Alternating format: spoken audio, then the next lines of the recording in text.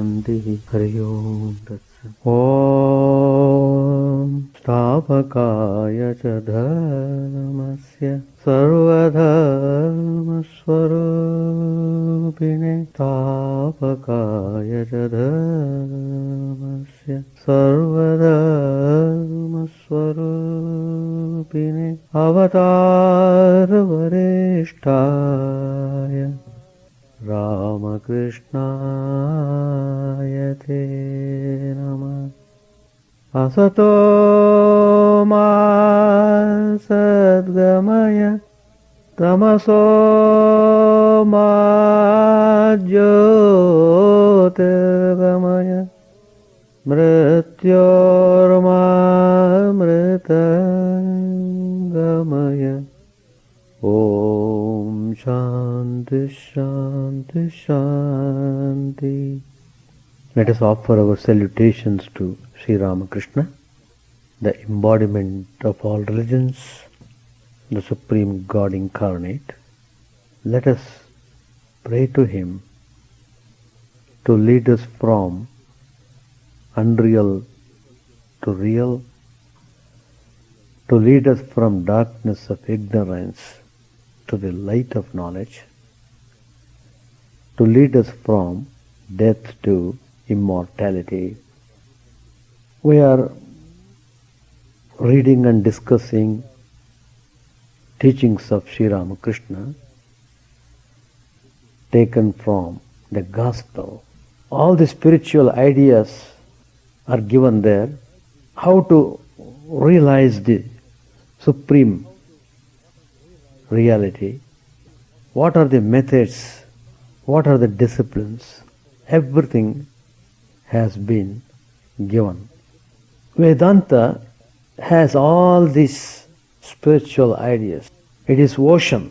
So we have got this golden opportunity of having human birth. It is really golden opportunity. It is meant for realizing the truth. If we don't aspire for the realization of the reality, the golden opportunity given to us is lost. Till we realize the reality, we can't be totally free from miseries.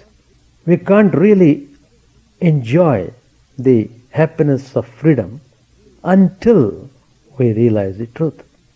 So, whether to suffer or to be happy lies in our own hands.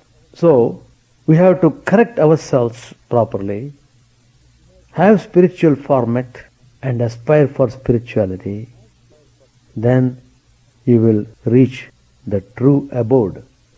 The abode of God is the true abode. This world is also abode, but this is not real. It is constantly changing. Moment to moment it changes. So we need to be awakened. So what's the meaning of awakening? The need of awakening, different aspects of awakening. All these we should know. Without awakening, we cannot realize the truth. Sri Ramakrishna has said in the Gospel, he says, haven't you seen the trees on the footpath along a street? They are fenced around as long as they are very young. Otherwise, cattle destroy them. But there is no longer any need of fences when their trunks grow thick and strong. Then they won't break, even if an elephant is tied to them. Beautiful simile. Just so, there will be no need for you to worry and fear if you make your mind as strong and as thick as the tree trunk. First of all, try to acquire right type of discrimination, right type of analyzing. There is a particular fruit which is well known in India, probably it is not known in America, I don't know.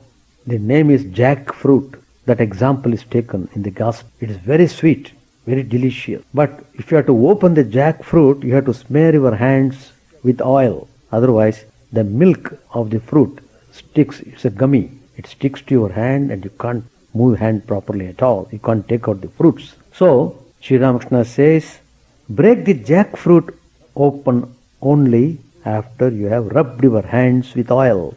Then its sticky milk won't smear them. Sri Ramakrishna is referring to cultivate right type of analysis, which is called in Sanskrit Viveka, discrimination. It is the reasoning by which one knows that God alone is real and all else is unreal. Real means eternal and unreal means impermanent. Anything that changes, you can't classify it as real. It appears as real, but it is not so. One who has acquired discrimination knows that God is the only substance and all else is non-existent. That is the Vedantic approach towards the reality. With the awakening of this spirit of discrimination, person wants to know God. On the contrary, if a person loves the unreal, such things as creature comfort, aspiring for name, fame, power, position, wealth, it means he doesn't want to know God, who is of the very nature of reality. Through discrimination between the real and the unreal, one seeks to know God. In order to prepare yourself properly, the most important organ which has been given to everyone is the mind. If you know how to handle the mind, then we can conquer the whole creation. The whole creation will be at our feet. So conquering of the mind is very important and very essential in your spiritual pursuit. So the mind is now projecting outwardly, engaging in all sorts of things and activities in the world. So by turning the mind within oneself, one acquires discrimination, and through discrimination one thinks of truth. Whenever Sri Ramakrishna heard a song, immediately he would be awakened. One day he was hearing a music, he went into ecstasy. Then he remarked, today is the Maha Ashtami, the Divine Mother has come. During Navaratri days, Mother Durga, Divine Mother, is worshipped ceremoniously. And Mother has come. That's why I feel such an awakening of spiritual emotion. The Master said, who can have the spiritual awakening? Only he who has given up all attachment to worldly things. The mind is no more sticking to the worldly things. If the sap of attachment is totally dried up in a person, the slightest suggestion kindles one's spiritual emotion. Then Sri Ramakrishna gives an example. Though you strike a wet match 1,000 times, it will not produce a spark. But if it is dried, the slightest rubbing will set a flame. There are two indications of attaining knowledge of God. First, longing, that is to say, love for God, love for truth. You may indulge in reasoning or discrimination, but if you feel no longing or love, it's all futile. Secondly, the awakening of the Kundalini is a spiritual power. As long as the Kundalini remains asleep, you have not attained knowledge of God. You may be spending hours poring over books or discussing philosophy, but if you have no inner restlessness for God, you have no knowledge of Him. When the knowledge is awakening, when the Kundalini is awakened, one attains bhava, bhakti, prema, devotion, love, everything one gets. This is the path of devotion. The awakening of spiritual consciousness is a key to attaining the spiritual experiences described by all religious faith. So awakening of spiritual consciousness is the key. Without that awakening, you can't get the experience of the truth. It is awakening in the real sense of the term. A person can be physically awake but intellectually asleep, or even intellectually awake but spiritually asleep. Spiritual awakening opens up a new horizon of spiritual awareness that dramatically changes the dynamics of an aspirant's journey to the truth. Like a storm, it takes over his mind and soul, lifts him up and makes him restless for the realization of truth. Among the spiritual seekers, Most are content with the assurances of the scriptures and observance of ceremonies. For them, for such people, religious life is at best intellectual stimulation, or at worst merely social formality. But there are some who are adventurers. They are not content with adherence to rituals or assurances of the scriptures or intellectual understanding of truth. They want something tangible and enduring, and so they struggle hard for spiritual awakening. If you study the life of Swami Vivekananda, who gave Vedanta to the West, he got spiritual awakening at the first meeting when he met Sri Ramakrishna at Dakshineshwar temple. Vedanta considers spiritual awakening to be the awakening of the very soul. Such awakening is always preceded by moral and ethical awakening. Without moral and ethical awakening, you can't expect spiritual awakening. In spiritual awakening, the soul rises from its slumber in the subconscious state and begins to move towards the superconscious by crossing the barrier of the conscious. It is waking up to the reality of all realities, truth absolute, described by the various texts as God, pure consciousness, nirvana, and such names. Direct perception of truth is the very essence of spiritual quest. It is different from blind belief, intellectual stimulation, or emotional thrill. Belief is believing in the beliefs of others, no matter who they are. Reasoning is a very weak instrument to lead us to the truth. Often our so-called reason is used in an attempt to justify our preconceived opinions.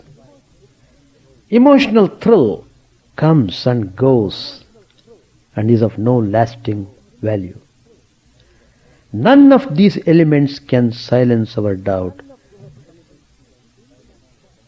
give us certainty, and transform us. In contrast, direct perception is seeing through the soul's, not the mind's eye. Direct perception of truth always silences doubt, is never negated by any other subsequent experience, is conducive to the welfare of all beings, is not opposed to reason and common sense, and finally brings permanent transformation of character. Such perception never comes forth of itself. It is never given to us by anybody, nor can it be attained vicariously. It calls for awakening of spiritual consciousness. As Sri Ramakrishna has said in the Gospel, you may indulge in reasoning or discussion, but if you feel no longing or love, it is all futile. Second, the awakening of the Kundalini, spiritual consciousness. As long as the Kundalini remains asleep, we have not attained knowledge of God. You may be spending hours poring over books or discussing philosophy, but if you have no inner restlessness for God, you have no knowledge of Him. Everyone is having that potency of spiritual awakening. That's why Swami Vivekananda declared the Parliament of Religions, each soul is potentially divine. That potential divinity is there even in the worst and wicked person. A person may be highly wicked, most condemned person he might be, even in that person there is a potential divinity. That spark is there. A person should know how to awaken, how to get awakened. That's the point. So, the scripture speaks of, particularly Tantra Shastra, it deals with this subject very thoroughly. It speaks of 6 centers of our spiritual consciousness, designated by the name Kundalini.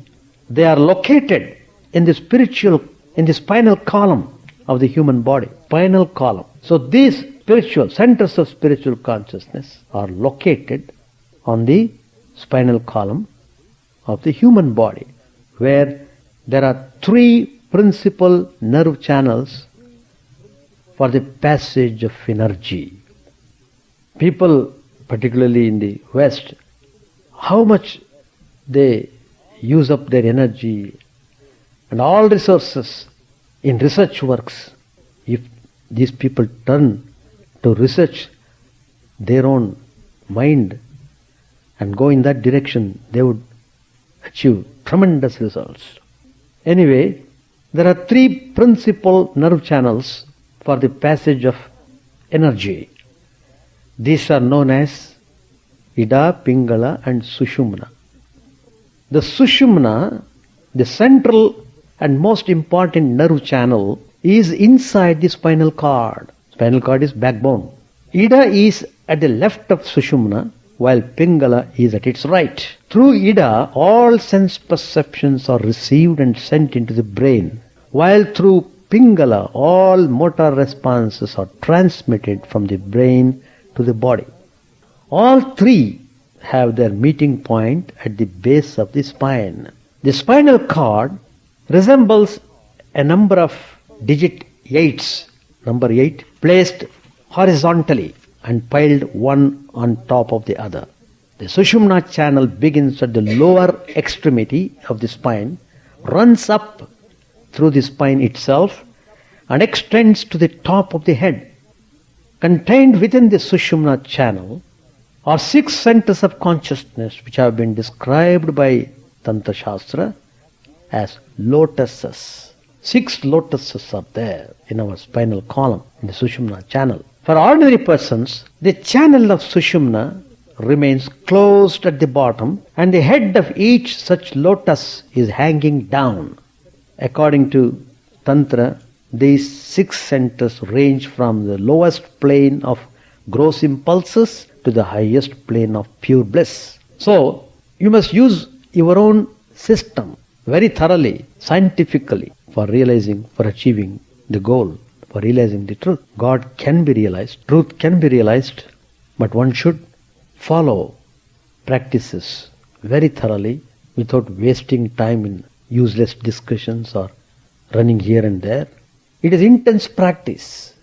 If you want to realize the truth in this very life, concentrate all your attention upon realizing the truth.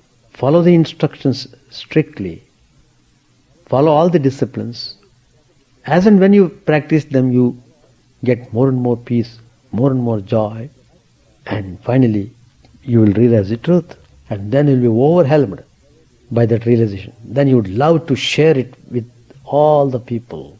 You run in order to give this love to everyone. You love everybody, you hate none. That's the final conclusion of realization. Person who has seen truth loves the whole creation. We speak in the scriptures. In the scriptures it is told, God and His creation. The whole creation belongs to God. The whole creation is sanctified. It is filled up by God's consciousness. There is no place for hatred or enmity in the realm of spirituality. And that is the indication. The indication of a realized person is that he loves everyone without exception. And he shares love with everyone. He welcomes everyone. He serves everyone. That's why Swami Vivekananda gave this motto, Atmano Mokshartham Jagadhitaya. You want to realize the truth? Serve the humanity. Serve the humanity. So that universal concept has been given by Sri Ramakrishna through Swami Vivekananda to all the people. And Vedanta is the approach. Vedanta is the way. We are celebrating Vedanta in the 3rd millennium in Ganges, 2.5 hours drive from here, Holland, Michigan, where all the spiritual leaders of American centers come, and is open for all the participants who really are searching sincerely for the truth. And really you will enjoy that conference. In fact, I would say that conference will be giving you an awakening, on which topic I am talking today. Awakening. People are not awakening. People are behaving like frog in the well. Oh, this well is so wonderful. This is more wonderful than this well. Come out and see. So this awakening opens up your eye. Opens up your eye to the reality. It is needed and it must be done.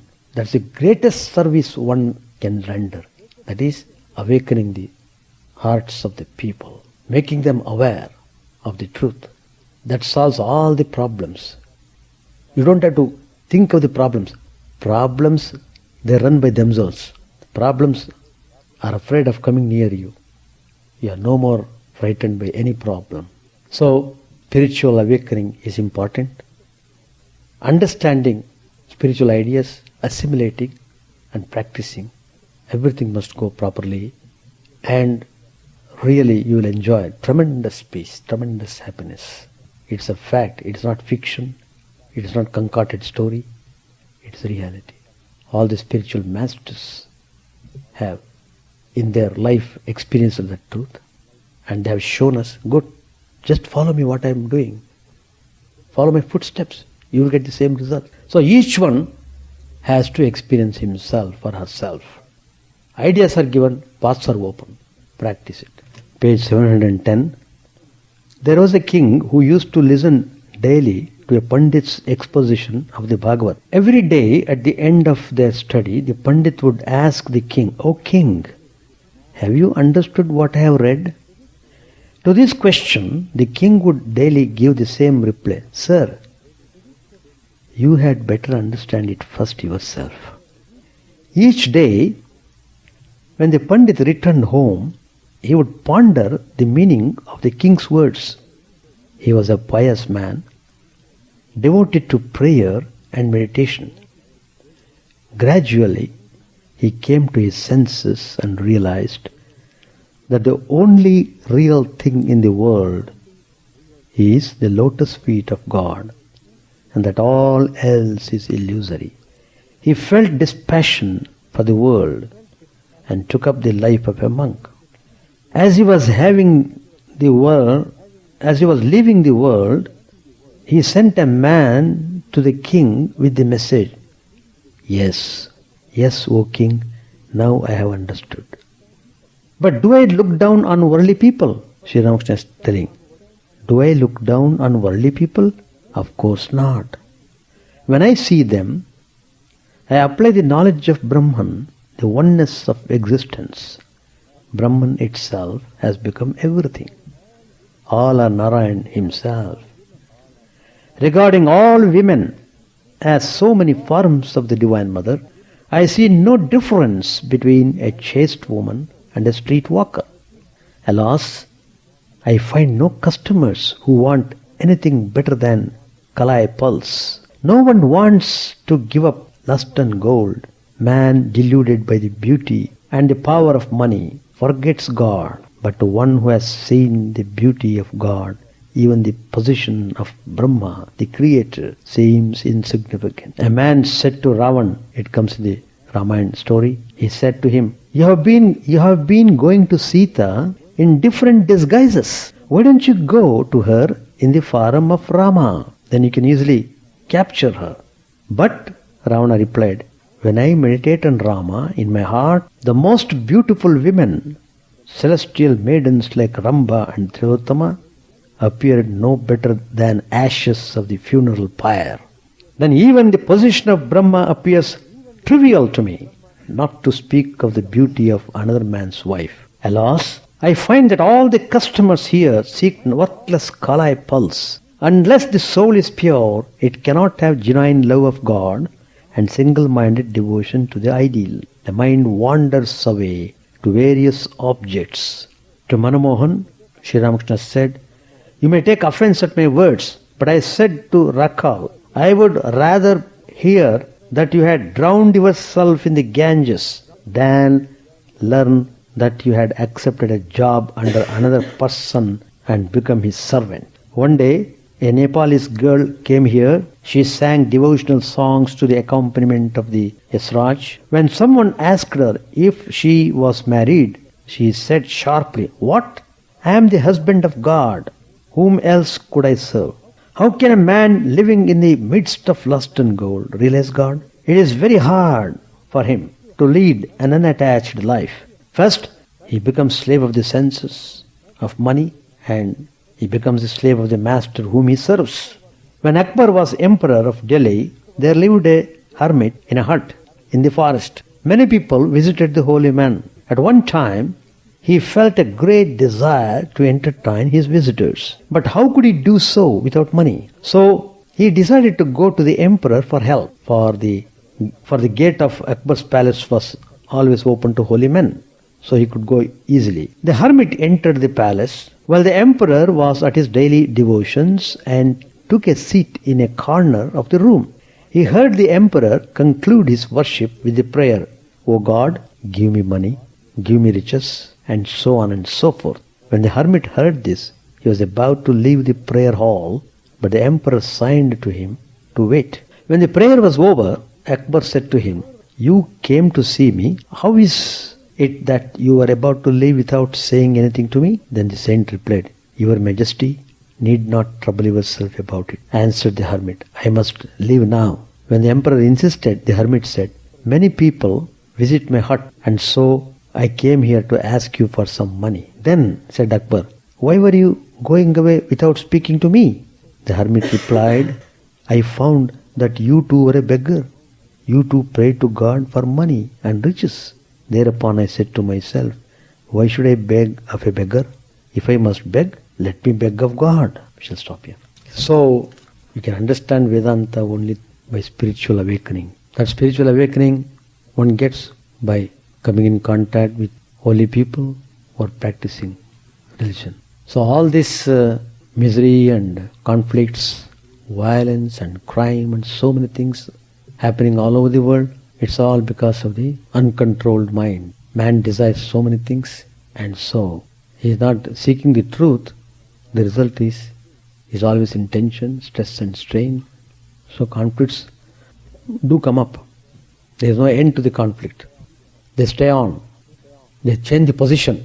To have the direct perception means to have the realization of God, means to use right type of analysis, follow the ethical and moral disciplines, follow the spiritual practice, develop longing, earnestness. Then slowly you will acquire that quality of direct perception. So through this process you get a awakening of the heart. When heart awakens, then there is no more illusion, and then you will realize.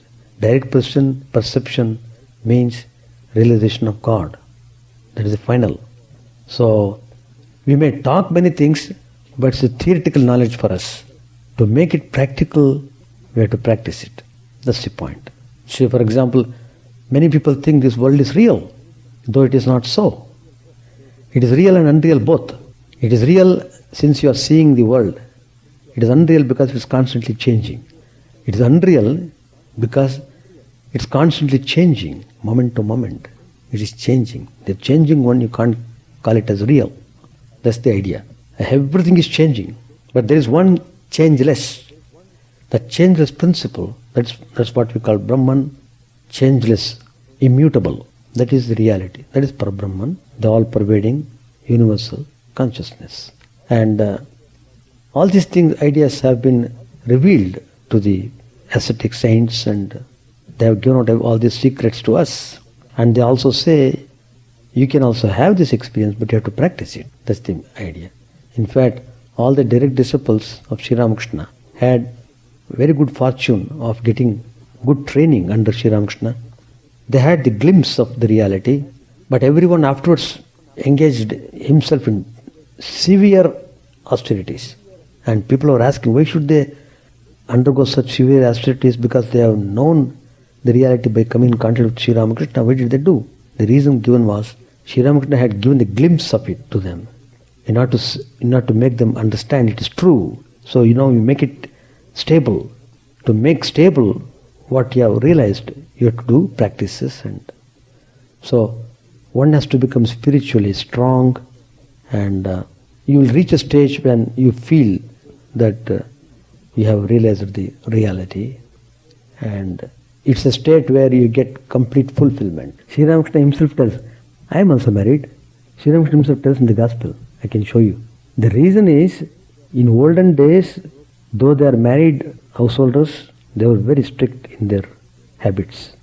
They did not let loose their mind. If you follow your life just as the rishis of the ancient times followed, you are a great saint. Undoubtedly. You can do. You can.